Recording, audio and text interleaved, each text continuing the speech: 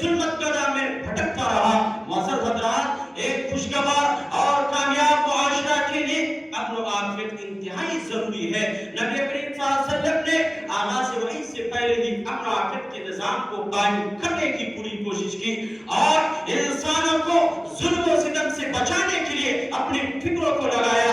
سیرت رسول کا ایک عظیم واقعہ ہے جو سرزمین عرب میں قیام امن کے لیے پہلی مرتبہ پیش آیا تھا، جسے تاریخ حلف الفضول کے نام سے جانتی ہے۔ اس میں ساری انسانیت کے لیے امن و عافیت کا پیغام ہے۔ اسلام کے سائے میں نہ صرف انسانوں کو آرام و سکون نصیب ہوا، بلکہ اسلام کے سائے میں جانور بھی ہمیشہ کے لیے محفوظ و معمور ہو گئے۔ نحمدہ و نصلی علی رسولہ الکریم، اما بعد، اعوذ باللہ من الشیطان الرجیم، بسم اللہ الرحمن الرحیم۔ معزز اساتذہ کرام اور حضرات گرامی، آج کے سالانہ مسابقتی تقریری پروگرام میں میرا عنوان ہے عافیت چاہو تو آؤ دامن اسلام میں۔ من دخلہ کان آمنا، اس کے سائے میں داخل ہونے والا ہر شخص صاحب امان ہو گیا۔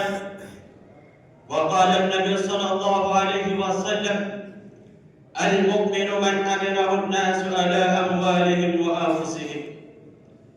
دونوں جہاں میں یارو آباد تھے تو ہم تھے، دونوں جہاں میں یارو آباد تھے تو ہم تھے، تعمیر دو جہاں کی بنیاد تھے تو ہم تھے۔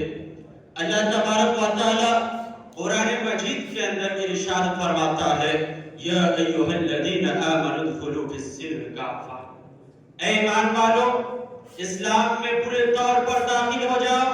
سامعین کرام، اسلام ایک ایسا لفظ ہے جس کے اندر ہر طرح کی خوبیاں پائی جاتی ہے۔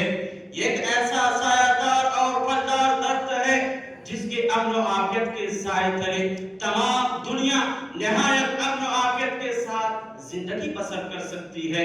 اسلام سچا ضامن اور محافظ ہے۔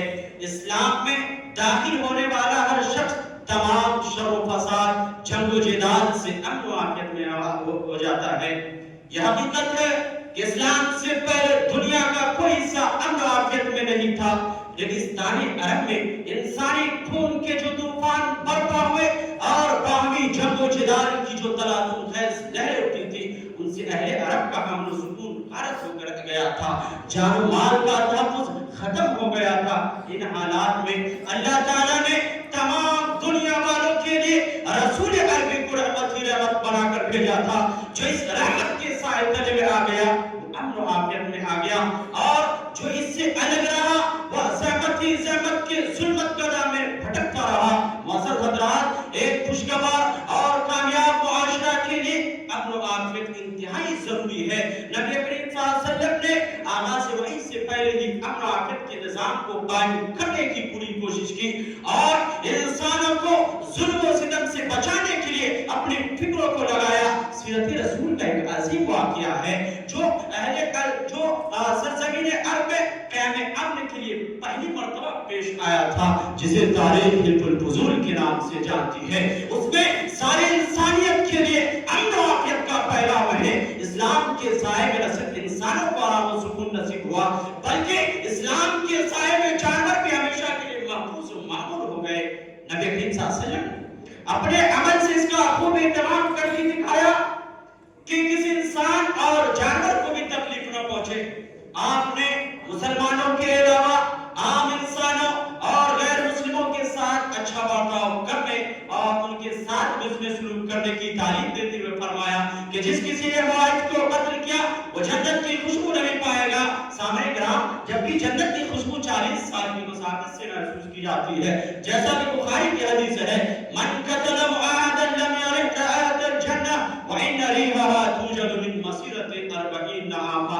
سامعین حضرات، سیرت رسول صلی اللہ علیہ وسلم سے واقف ہر شخص جانتا ہے کہ مکہ مکرمہ کا 13 سالہ دور نبوت کس قدر صبر آزما تھا، کس طرح مصائب و آلام کے پہاڑ تر گئے ایمان والوں کے حوصلے پست کرنے کے لیے اور دین سے وابستہ کرنے کے لیے نہ جانے کیسی کیسی تدبیر اپنائی اور مسلمانوں پر ظلم و ستم کیا، لیکن حالات بدلے اور مکہ سے نکالے جانے والے مسلمانوں کو اللہ نے فتح मोहब्बत के साथ मक्का में दाखिल होने का मौका इनायत फरमाए।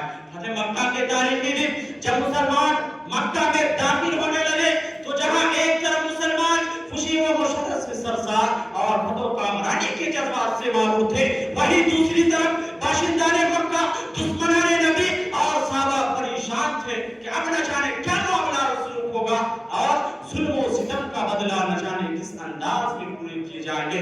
लेकिन कुर्बान जाए नबी करीम सल्लल्लाहु अलैहि वसल्लम पर आपने वही जुमला इरशाद फरमाया, ला तसरिब अलैकुमुल यौम इदा वक़अतुम तुलका, और फरमाया अल यौम यौमुल मरहमा, आज रहमत के आम करने का दिन है।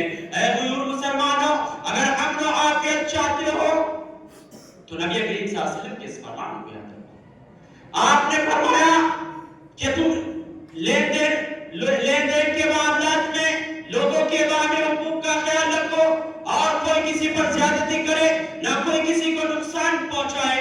ये रवैया इंसान को करीब लाता है, अपने आफियत को कायम करता है, मोहब्बत को फरोग देता है और इख्तिलाफात को पुरअमन अंदाज में हल करने का रास्ता फराहम करता है। अगर हम एक दूसरे के एहसासात और जज्बात को समझने की कोशिश करेंगे तो ये दुनिया एक पुरअमन और बेहतर जगह बन सकती है, अमन और आफियत का माहौल कायम हो सकता है। याद रखें, अमन और आफियत का राज मोहब्बत और तफहीम में पोशीदा है। ऐ अल्लाह वालों, आज तुम मगलूब क्यों हो, आज तुम रुस्वा क्यों हो? तुमको गालिब रहना चाहिए था, तुमको अमन और आफियत वाली जिंदगी गुजारनी चाहिए थी, लेकिन आज तुम सबसे ज्यादा परेशान हो, आज तुम सबसे ज्यादा बदहाल हो।